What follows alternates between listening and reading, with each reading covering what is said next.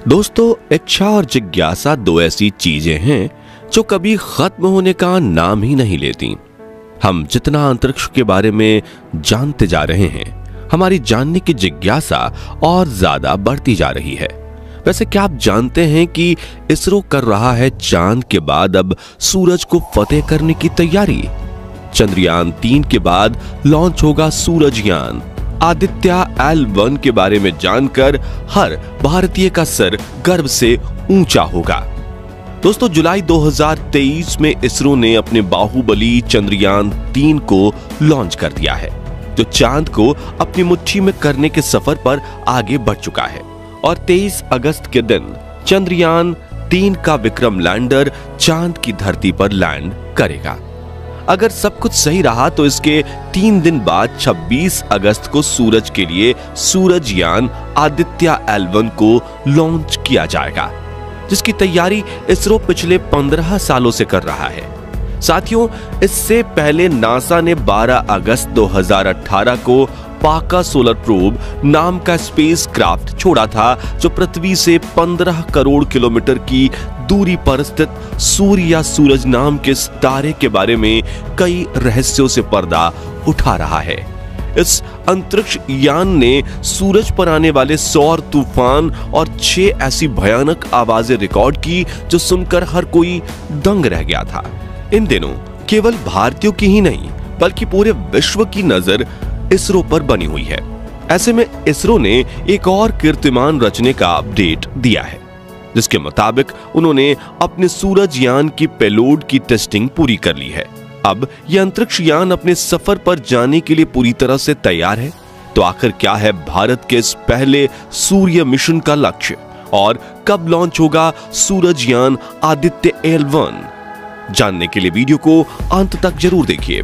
दोस्तों, सौर मंडल के जन्मदाता सूर्य सिर्फ एक आग का भभकता गोला ही नहीं है, बल्कि सूर्य की वजह से ही आज सोलर सिस्टम के हर ग्रह और उपग्रह का अस्तित्व है। सूर्य ने ही सभी ग्रहों और उपग्रहों को अपनी गुरुत्वाकर्षण सीमा में पकड़ रखा है, जो कि सूर्य की परिक्रमा करते हैं। सूरज की रोशनी की वजह से ही पृथ्वी पर जीवन संभव हो पाया है। इसलिए हमें अगर पृथ्वी से बाहर निकलकर अंतरिक्ष में जाना है तो सौर मंडल के जन्मदाता सूर्य की स्टडी पहले करनी होगी। और सूरज का अभ्यास करने के लिए भारत जल्द ही अपने पहले सूर्य मिशन आदित्य L1 को लॉन्च करने वाला है, जिस पर इसरो पिछले कई सालों से काम कर रहा है। रिपोर्ट्स के मुताबिक इसरो ने आदित्य L1 मिशन के साथ भेजे जाने वाले सभी पेलोड यानी कि उपकरणों का परीक्षण पूरा कर लिया है और अब इन स्पेस क्राफ्ट पर फिट करने की आखिरी प्रोसेस चल रही है, जिसके बाद इसकी आखिरी बार जांच की जाएगी और सूर्य के लिए रवाना कर दिया जाएगा। कहा जा रहा है कि सब कुछ सही रहा तो 23 अगस्त के दिन चंद्रयान 3 के विक्रम लैंडर की मून लैंडिंग होने के 3 दिन बाद यानी 26 अगस्त के दिन या फिर सितंबर महीने में आदित्य L1 को लॉन्च किया जाएगा, जिसके बाद ये अपने लंबे सफर पर आगे बढ़ते हुए ये L1 यानी लैग्रेंज पॉइंट 1 पर पहुंचकर सूरज की स्टडी करना शुरू करेगा। साथियों, इस मिशन की डिटेल्स में बात करें तो आदित्य L1 मिशन का नाम संस्कृत शब्द आदित्य पर रखा गया है, जिसका मतलब होता है सूर्य, और L1 का मतलब है लैग्रेंज पॉइंट 1 यानी वो जगह जहां इसे सूर्य की स्टडी करने के लिए रखा जाएगा। अंतरिक्ष में अनगिनत तारों में सूर्य ही एक ऐसा तारा है जो पृथ्वी के बेहद करीब है। इसलिए सूरज की रोशनी धरती तक पहुंचने में महज 8 मिनट का समय लगाती है, जबकि ब्रह्मांड के अन्य तारों की रोशनी को धरती के पास पहुंचने में करीब 4 साल का समय लग जाता है। इसलिए वैज्ञानिक हमेशा सूर्य के बारे में जानने के लिए उत्सुक रहते हैं और दुनिया भर की कई स्पेस एजेंसीज सूर्य को स्टडी करने के अपने मिशन भेज चुकी है। और इसी पहल में साल 2008 में इसरो ने भी अपने इस सन मिशन की अनाउंसमेंट की थी। उस वक्त इसरो इस मिशन के साथ सिर्फ विजिबल एमिशन लाइन क्रोनोग्राफ नाम के एक पेलोड को धरती की लोअर ऑर्बिट में भेजने वाला था, लेकिन फिर इस मिशन में कई बदलाव किए गए और एक एक करके इसमें कुल 7 अलग अलग पेलोड लगाए गए। तब जाकर इसे पृथ्वी से 15 लाख किलोमीटर दूर मौजूद लैग्रेंज पॉइंट 1 की हेलो ऑर्बिट में भेजने का निर्णय लिया गया। साथ ही इस प्रोजेक्ट में इसरो के साथ भारत के कई रिसर्च इंस्टीट्यूट्स भी जुड़े हुए हैं। साथ ही इसरो को नासा और यूरोपियन स्पेस एजेंसी का सपोर्ट भी मिला। फिर भी इस मिशन को तैयार करने में पूरे 15 साल लग गए। लैग्रेंज पॉइंट 1 की बात करें तो विज्ञान ने अंतरिक्ष में कुछ ऐसे पॉइंट्स या जगह ढूंढ निकाली हैं जहां दो विपरीत स्पेस ऑब्जेक्ट्स की ग्रेविटी उनके बीच वाले छोटे ऑब्जेक्ट्स को अपनी ऑर्बिट में चलने के लिए जरूरी सेंट्रीपेटल फोर्स पैदा करती हैं। और कई बार स्पेसक्राफ्ट में फ्यूल बचाने के लिए इस फोर्स का इस्तेमाल किया जाता है। भारत के सूर्य मिशन की बात करें तो आदित्य L1 को धरती से 15 लाख किलोमीटर दूर लैग्रेंज पॉइंट 1 की ऑर्बिट में छोड़ा जाएगा, जहां पर वो एक सर्कुलर ऑर्बिट में घूमता रहेगा, जिससे Aditya L1 spacecraft space weather की रियल टाइम स्टडी कर पाएगा। अब सवाल ये उठता है कि आखिर आदित्य L1 को पृथ्वी से 15 लाख करोड़ किलोमीटर दूर इस लैग्रेंज पॉइंट के पास भेजा कैसे जाएगा?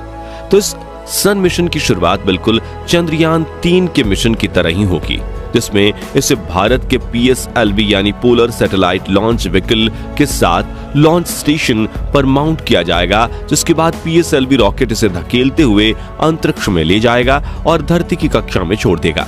फिर ये स्पेसक्राफ्ट एलिप्टिकल पाथ में धरती की परिक्रमा करते हुए हमसे दूर होता चला जाएगा और एक पॉइंट पर आकर यह धरती की कक्षा से बाहर निकलकर सीधा L1 पॉइंट की तरफ निकल जाएगा और वहां पहुंचने के बाद ये आखिरी राउंड लगाते हुए L1 पॉइंट की कक्षा में प्रवेश कर लेगा, जहां ये इस पॉइंट पर आसपास गोल गोल घूमते हुए अपने रिसर्च मिशन को शुरू कर देगा। साथियों, आदित्य L1 स्पेसक्राफ्ट के इंजन को इस सफर में धरती से दूर भेजने के लिए इसरो के हेडक्वार्टर में बैठी वैज्ञानिकों की टीम कंट्रोल करेगी, जो समय समय पर स्पेसक्राफ्ट के इंजन को आगे ऑन करके मैन्यूवर परफॉर्म करेगी, जिससे ये बिना भटके अपने तय की गई कक्षा में चलता रहेगा और अपनी तय की गई मंजिल पर पहुंच जाएगा।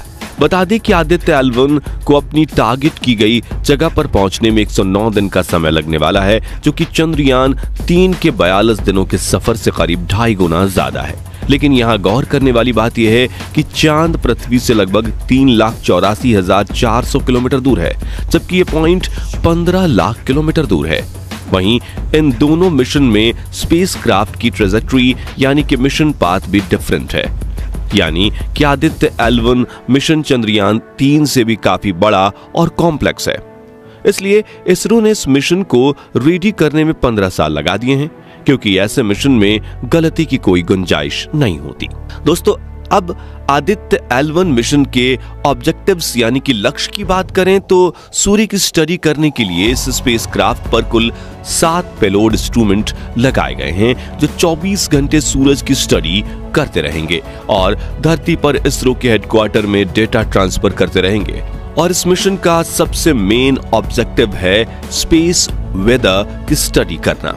जैसा कि आप सभी जानते हैं कि सूर्य से समय समय पर गर्म सौर तूफान निकलते हैं, जिन्हें पृथ्वी के मैग्नेटिक फील्ड वातावरण में प्रवेश नहीं करने देती। लेकिन अगर हम भविष्य में स्पेस ट्रैवल और कोलोनाइजेशन करेंगे तो हमें इन सौर तरंगों से बचना होगा, वरना ये हमारे स्पेसक्राफ्ट को बुरी तरह से नुकसान पहुंचा सकती हैं और इनमें सवार यात्रियों की जान भी जोखिम में पड़ सकती है।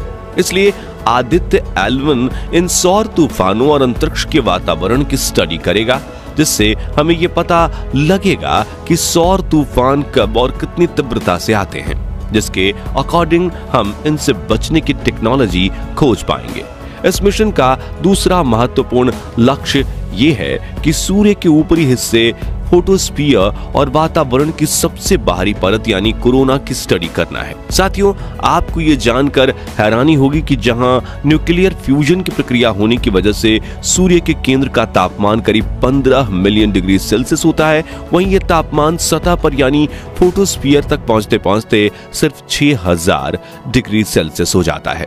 जबकि कोरोना यानी सूर्य के वातावरण के बाहरी हिस्से का तापमान कई बार 1 मिलियन डिग्री सेल्सियस जितना हो जाता है, जो कि सूर्य की सतह से भी 1000 गुना ज्यादा है। तो सूर्य के तापमान में इतने ज्यादा बदलाव आखिर क्यों होते हैं, ये वैज्ञानिकों के लिए भी अभी एक रहस्य ही बना हुआ है, जिससे पर्दा उठाने के लिए हमें सिर्फ सूरज की डीप स्टडी करनी होगी, जिनके बारे में आदित्य L1 ही हमें ये डेटा देगा। बता दें कि ऐसा नहीं है कि सिर्फ भारत ही सूरज की स्टडी कर रहा है, बल्कि दुनिया की कई स्पेस एजेंसीज अपने सन मिशन कर रही है। इसमें नासा ने 12 अगस्त 2018 के दिन अपने पाका सोलर प्रोब को सूर्य की स्टडी करने के लिए भेजा था। उस अंतरिक्ष यान ने सूरज की 6 ऐसी भयानक आवाजें रिकॉर्ड की जो सुनकर आप दंग रह जाएंगे। दोस्तों, इन रिकॉर्ड की गई आवाजों को आप सुनना चाहते हैं तो वीडियो के एंड स्क्रीन पर दिए गए लिंक को सुन सकते हैं। खैर, अब इसरो के आदित्य L के बाकी ऑब्जेक्टिव्स की बात करें तो ये सूर्य के हिटिंग मैकेनिज्म को स्टडी करेगा, सूर्य के बाहरी हिस्सों की मल्टीपल लेयर्स के होने वाली घटनाओं की स्टडी करेगा, सोलर कोरोना की मैग्नेटिक फील्ड मेजर करेगा, कोरोनल लूप्स यानी कोरोना के डिफरेंट लेयर्स का टेम्परेचर, वेलोसिटी और डेंसिटी स्टडी करेगा, पृथ्वी की तरफ आ रही सूरज की रोशनी की स्टडी करेगा, साथ ही सूरज से जुड़े हर मुमकिन पहलू पर नजर डालकर जितना हो सके उतनी डेटा कलेक्ट करके सूरज के रहस्यों से पर्दा उठाएगा। आखिर में बता दें कि लॉन्च के खर्चों को हटाकर आदित्य L1 मिशन का कुल बजट करीब 378 करोड़ रुपए बताया जा रहा है। तो दोस्तों, आप भी भारत के सूर्य मिशन के लिए उत्सुक हैं तो कमेंट बॉक्स में इसरो को अपनी शुभकामनाएं जरूर दीजिए, और वीडियो पसंद आया हो तो इसे लाइक और शेयर करके हमें सपोर्ट कीजिए। साथ ही ऐसी ही कमाल की वीडियोस देखते रहने के लिए हमारे चैनल को सब्सक्राइब करके पास वाली घंटी जरूर बजा दीजिए। वीडियो को अंत तक देखने के लिए आपका बहुत बहुत धन्यवाद।